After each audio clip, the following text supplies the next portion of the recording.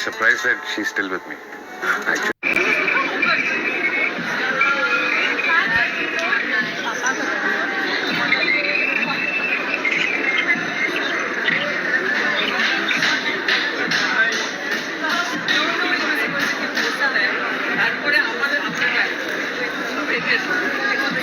Ma'am phone पीछे लो।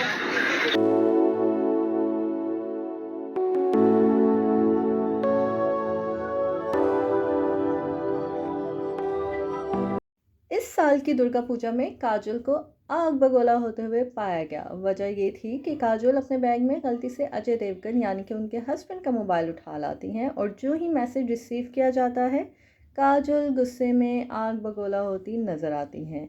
Message किसका था और वो कौन है जो इन दोनों को अलग कर सकता है, पता तो चल ही जाएगा।